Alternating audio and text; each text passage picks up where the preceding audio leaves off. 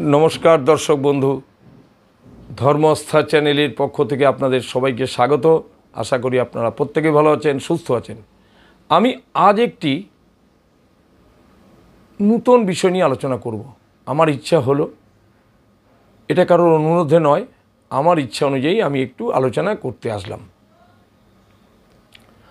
অনেকেই আমরা জানি, অর্থাৎ যারা পূজা অর্চনা করেন বা যারা নূতন নেমেছেন বা যারা অনেক বছর ধরে পুজো করছেন, তাদের ক্ষেত্রে বেশিরভাগ সংখ্যায় তারা কিছুমাত্র না জেনে তারা যজমানকে চটপট একটা বিধান দিয়ে দেন। আমি কিন্তু যেটা জানি না সেটা বলি যে আমাকে একটু দেখে বলতে হবে। আমি একদিন বা দুদিন একটু সময় নিয়ে বলবো, আমাকে জায়গায় যেতে হবে। আমি তাদের বলি একটু সময় দিন, আমি একটু দেখে বলছি, না দেখে আপনাকে একটা ভুল অ্যান্সার দেবো, সেটা আমার কাম্য নয়। জেনে নেওয়া উচিত। সে অনেক আশা করে আপনাদের কাছে আসে। বিষয়টি হচ্ছে, এই যে আমরা শিব পূজা সকলেই করি, সে নীল পূজার দিনই হোক, শিবরাত্রির দিনই হোক, বা এমনি কোনো সোমবারেই হোক, বা কোনো শ্রাবণ মাসেই হোক, যখনই করি না কেন, তার কিন্তু একটা বিধি ব্যবস্থা আছে। ব্রহ্মা পূজার যেমনি একটা নির্দিষ্ট দিন আছে, আমি তো ব্রহ্মা পুজোর যে কোনো দিন একটা বলে দিতে পারিনি যজমানকে অমুক দিন করবেন। তার একটা নির্দিষ্ট দিন আছে, সেগুলো তো জানতে হবে। প্রত্যেকটা কাজের ওপরে একটা সংবিধান আছে, এটা জানবেন। তা সুতরাং না জেনে একটা বিজ্ঞ ভাব নিয়ে উত্তর দিয়ে দেবেন না। জেনে নিন, বা যারা জানতে পারেন আপনার সম্ভাবনা আছে তাদের কাছে জেনে নিন। বিষয়টি হচ্ছে শিব পুজো। আপনি পুজোটা করবেন, মানে অর্থাৎ যজমান যিনি পুজোটা করবেন, তিনি তো একটা ফলাদেশের অপেক্ষায় থাকবেন নিশ্চয়ই, যে আমি পুজো করলে আমি একটা ফল পাবো, একটা সুফল পাবো। তারা খরচাপাতি করে তারা পুজোর একটা আয়োজন করেন। আপনি হচ্ছেন তাদের শিক্ষক, আপনাকে সঠিক গাইডলাইনটা আপনাকে দিতে হবে। আপনি শিব পুজো করতে যাবেন, যে কোনো দিন একটা বলে দিলাম যে অমুক দিন শিব পূজা, ব্যাপারটা তা নয়। আপনি বলে দেবেন যে অষ্টমীর তিথিতে পুজো করতে হবে, আপনি বললেন চতুর্দশীতে পুজো করতে হবে, আপনি বললেন যে দ্বিতীয়া তিথিতে পুজো করতে হবে, আপনি বললেন সপ্তমীতে পুজো করতে হবে বা দ্বাদশীতে পুজো করতে হবে, সেদিনকে বা তিথি ভালো, অন্যান্য শুভকর্ম আছে, সুতরাং আপনি শিব পূজা করতে পারেন। জেনে নেওয়া উচিত তার একটা সূত্র আছে। কোন সময় করলে যজমানের ভালো হবে, আপনার ভালো নয়, যজমানের ভালো হবে। আপনার ভালোটা আপনি পরে দেখবেন, যজমানের ভালো হবে সেই চিন্তা করে তাকে বলবেন, কিছু পরামর্শ দেবেন। আমিও কোনো জায়গার থেকে দেখে জেনে তারপরে কিন্তু কথা বলি, তেমনি আপনাদেরও উচিত অন্তত কোনো জায়গার থেকে একটু জেনে নিয়ে তারপর কথা বলা।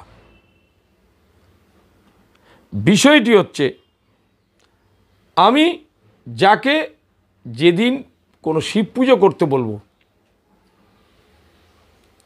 যে তিথিতে নির্দিষ্ট করে দেওয়া হয়েছে, ওই দিন দেখলাম তিথি আছে এই, ঠিক আছে, আপনি আপনার মনে চিন্তা ভাবনা নিয়ে সেই তিথিটা তার সঙ্গে অর্থাৎ দ্বিগুণ করবেন। আমরা তিথি শুরু হয় কবে থেকে? প্রতিপদ থেকে। তারপর দ্বিতীয়া, তৃতীয়া, চতুর্থী, পঞ্চমী, ষষ্ঠী, সপ্তমী, এইভাবে চলতে থাকে। যে তিথিটা, কারণ তিথি কিন্তু একটা সংখ্যা, যে তিথিটায় আপনি পুজোর কথা বলেছেন বা সাব্যস্ত করেছেন দিন হিসাবে, তাকে দ্বিগুণ করবেন। 2 হলে 4 করবেন, 5 হলে 10 করবেন। দ্বিগুণ করে নিয়ে তার সঙ্গে 5 যোগ করবেন। 5 যোগ করার পরে তাকে 7 দিয়ে ভাগ করবেন। এই ভাগ করে শিবের অবস্থানটা জেনে নেবেন, শিবের বসতি, এবং সেই অনুসারে শুভ অশুভ ফলটা আপনি জেনে নিতে পারবেন। যদি অবশিষ্ট 1 থাকে তাহলে শিবের বসতি হয় কৈলাসে। যদি 1 অবশিষ্ট থাকে, 2 অবশিষ্ট থাকলে শিবের বসতি হয় গৌরীর নিকটে, 3 অবশিষ্ট থাকলে শিব হন বৃষভারূঢ়, অর্থাৎ বৃষভের ওপরে উনি অবস্থান করে আছেন। 4 অবশিষ্ট থাকলে শিবের বসতি হয় সভায়, 5 অবশিষ্ট হলে শিব ভোজনে রত থাকেন, 6 অবশিষ্ট হলে শিব ক্রীড়ায় অর্থাৎ খেলাধুলায় আসক্ত হন, 0 অবশিষ্ট হলে শ্মশানে বাস করেন। এই হচ্ছে ব্যাপার। তাহলে শিবের যখন কৈলাস বাস, এই সময় পূজা করলে সুখ লাভ হয়। গৌরীর নিকটে থাকাকালে পূজকের সুখ সম্পত্তি প্রাপ্তি হয়, অর্থাৎ যজমানের মঙ্গল কামনা হয়, মঙ্গল হয়, সুখ সম্পত্তি প্রাপ্তি হয় গৌরীর নিকটে যখন অবস্থান করেন।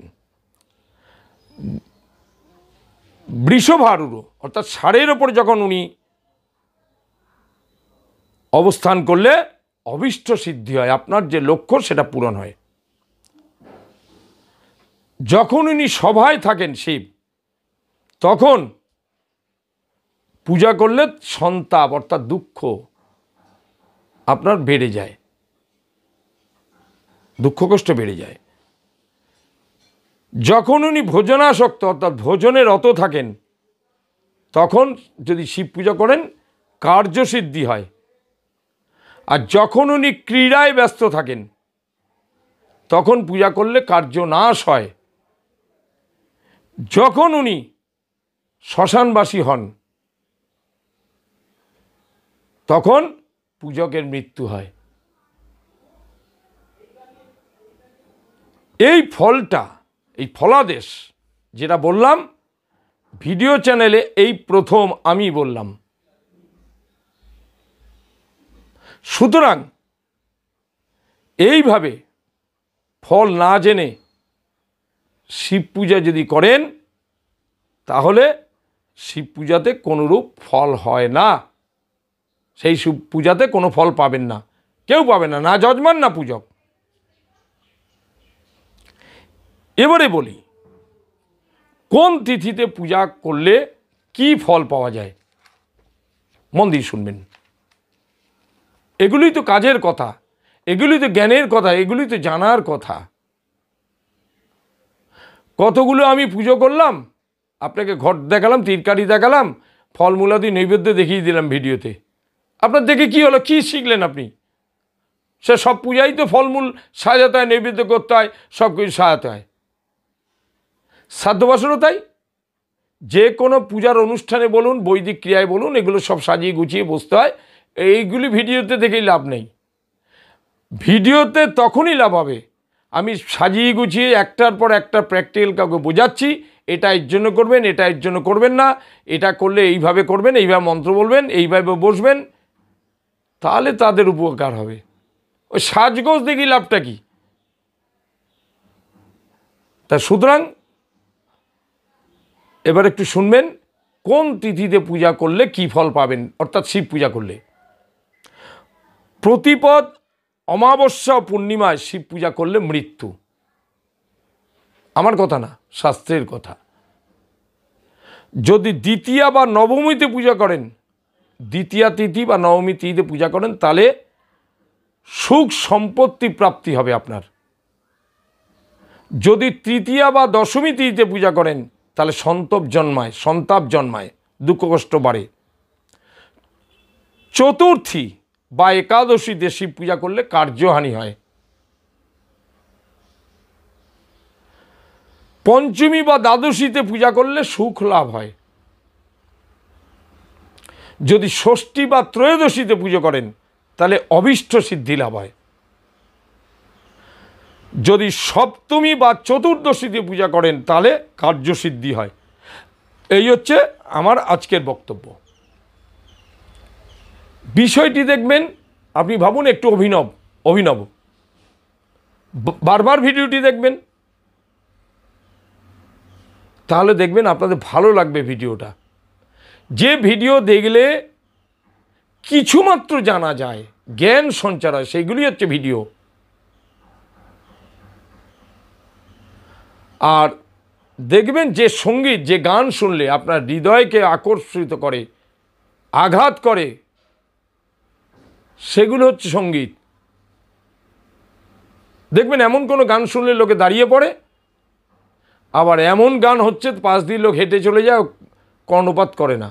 তো সে গান শুনে করে লাভটা কি? যে গান মানুষের হৃদয়ে ধাক্কা না মারে, আঘাত না করে, তার সেন্টিমেন্টে আঘাত না করে, তাহলে আর সেই কিসের গান?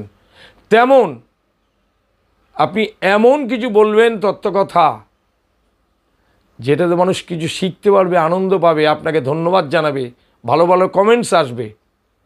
যাই হোক দর্শক বন্ধু, মনে করে চ্যানেলটি সাবস্ক্রাইব করবেন, লাইক দেবেন, মতামত দেবেন। কোনো পুরোহিত বন্ধু যদি এই শিব পূজার বিষয় নিয়ে উল্টাপাল্টা তিথিতে পূজা করান বা তিথি একটা সাব্যস্ত করে দেন, তাহলে তাকে কি ধরতে পারবেন, বলতে পারবেন যে আপনি এই তিথিতে কেন ওনাকে শিব পূজা করাচ্ছেন? না পাবেন আপনি উপকার, অর্থাৎ পূজক উপকার পাবেন না, যজমান উপকার পাবেন না, তাহলে সেটা লাভ নেই। যাই হোক বন্ধু, মনে করে চ্যানেলটি সাবস্ক্রাইব করবেন, লাইক দেবেন, একটু সুন্দর মতামত দেবেন। আজ তাহলে এখানেই শেষ করছি। নমস্কার। ভালো থাকবেন, ভালো থাকবেন, ভালো থাকবেন।